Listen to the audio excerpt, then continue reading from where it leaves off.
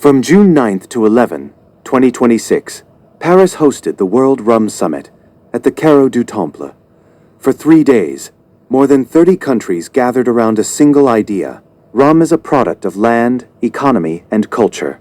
Behind every glass lies a territory, farmers, agricultural know-how, and entire value chains in transformation. At the core of the discussions, agriculture, spirit tourism, and a global market valued at nearly $18 billion. The 2026 edition confirmed a clear reality. Rum is no longer just a spirit, but a global economic and geopolitical actor.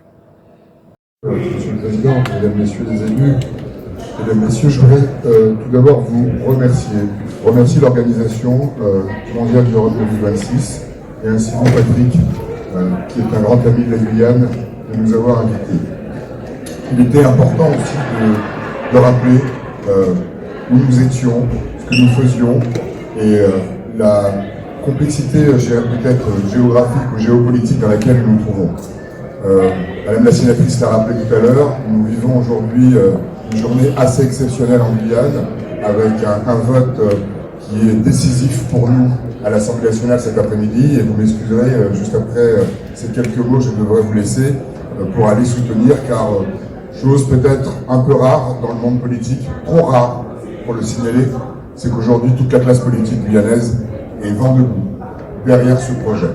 Car le développement de la Guyane, c'est bien sûr toute sa richesse, son bois, son or, mais aussi ses sous-sols, et bien entendu son supposé pétrole ou non, en tout cas on espère pouvoir le dire un jour.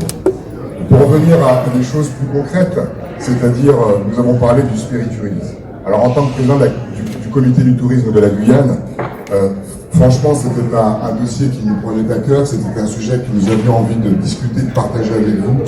Et ce mondial, je dirais, du rhum est avant tout une rencontre entre les différents territoires ultramarins et nos voisins.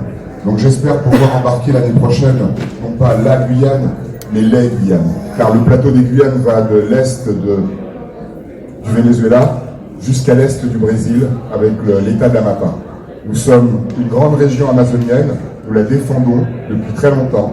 Et nous sommes aujourd'hui aussi des précurseurs de l'éthanol, nous sommes des précurseurs d'un certain nombre de dérivés de la canne à sucre, même si nous avons refusé, et nous continuons à refuser, de faire de la canne à sucre pour l'énergie, que nous estimons que brûler une valeur telle que la canne à sucre est une hérésie avant de la valoriser.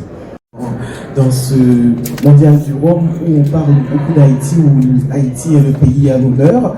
Donc au nom de mes collègues, au nom de la Chambre franco-haïtienne de commerce et d'industrie, de tous ceux, de toutes celles, producteurs, productrices, distillateurs, qui ont été dans la boucle pour rendre cette participation haïtienne possible et grandiose, si je puis le dire, à cette 3e édition du Mondial du Rhum.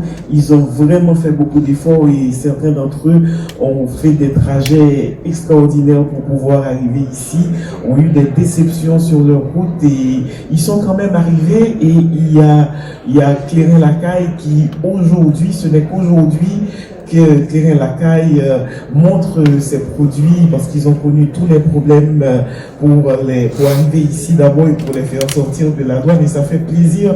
C'est même, je suis même ému de voir que au dernier jour, au dernier moment, les bouteilles sont présentes et sont dans les vitrines. C'était une opportunité extraordinaire pour nous, pour Haïti, d'être ici, pour les distillateurs. Et Didier Gardel, qui est autour de cette table, va peut-être vous en dire plus. Ils sont nombreux dans des conditions qui ne sont pas simples. Ils continuent de produire le clairin, le rhum de manière artisanale. Et nous comptons aussi sur cette production pour créer de la croissance pour notre pays, pour créer des emplois, pour que Haïti reprenne sa place, retrouve sa dignité, la place qui lui est due dans la Caraïbe et dans le monde.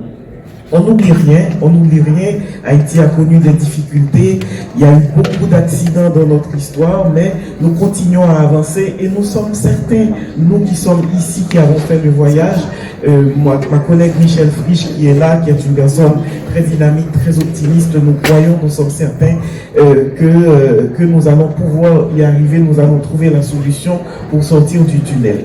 Notre équipe nationale... Et puis, quelqu'un qui nous soutient, qui est là, même s'il ne peut pas s'exprimer comme je le souhaiterais, monsieur le préfet, représentant du président de la République, Olivier Jacob. Merci, madame Michel Frisch.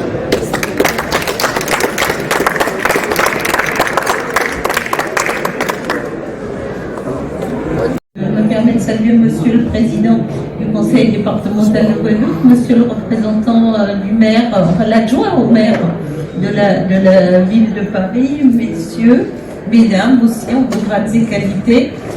La délégation sénatoriale aux Outre-mer a lancé déjà depuis 3 ans un travail sur la coopération régionale et une meilleure insertion des territoires ultramarins dans leur bassin régional respectif. Pas plus tard qu'hier, nous avons auditionné la ministre des Outre-mer dans un autre cadre sur les difficultés systémiques, les inégalités systémiques dans les territoires ultramarins. C'est une commission d'enquête qui a été lancée par le groupe communiste et Kanaki.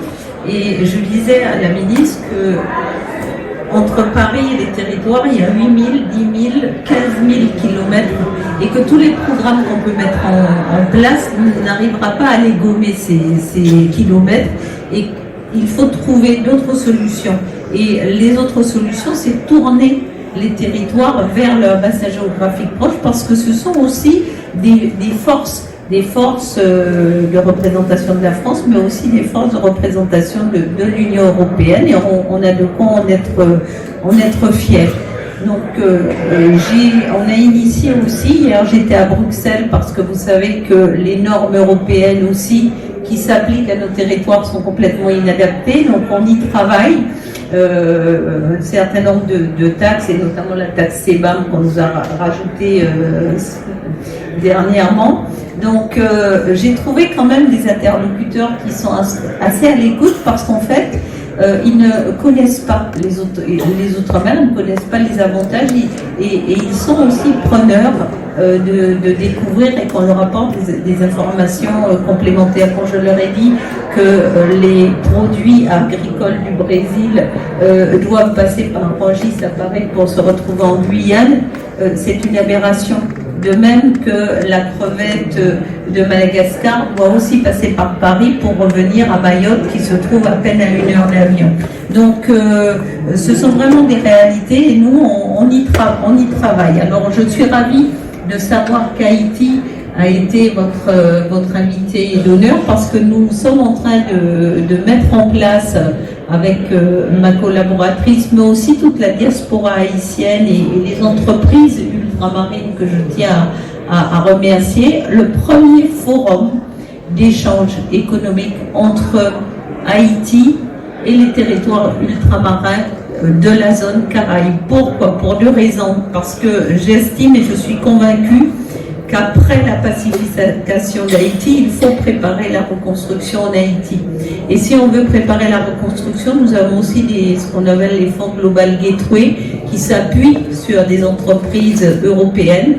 Et il me semble, et je suis convaincue, que les entreprises ultramarines françaises, caribéennes, sont les plus à même d'apporter leur savoir-faire, d'apporter leurs compétences pour pouvoir accompagner aussi les entreprises haïtiennes. Parallèlement, c'est un peu donnant-donnant. Haïti a un potentiel énorme en matière d'agriculture, a de l'espace, a de l'agrotransformation, et on pourrait importer, au lieu d'importer de l'agroalimentaire de l'Europe, mais on pourrait aussi importer du bassin. Donc l'idée, c'est de mettre en place un lien donnant-donnant qui permettra d'une part à Haïti de sortir de la difficulté dans laquelle elle se trouve, mais aussi un nouveau regard des entreprises ultramarines vers de nouveaux marchés.